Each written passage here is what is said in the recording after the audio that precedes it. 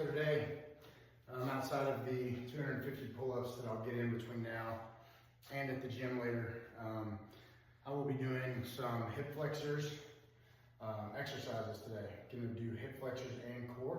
So I really like to focus on these front hip flexors and the side hips here on these days.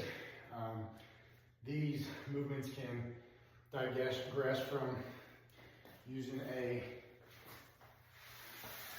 45-pound plate to stand on.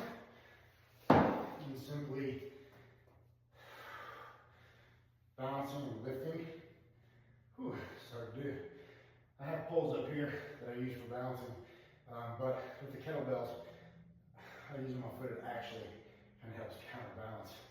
So I'm not used to doing it with that weight. But simply picking your foot up, your leg up as high as you can, driving it up forward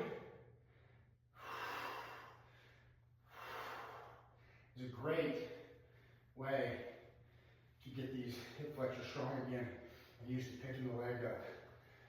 When we do a lot of sitting and punching and pinching, these hip flexors where our hips are set back farther than they're supposed to be. So what I'll do on these days is a lot of hip flexor lifts and a lot of split squats. Get these hips open back up. Get this knee that I heard the other day, get this down here in one of its tightest spots to where the blood flow will push some inflammation out. A lot of this type of stuff on hip days, which we all neglect our hips, which then affects our quads and our hamstrings.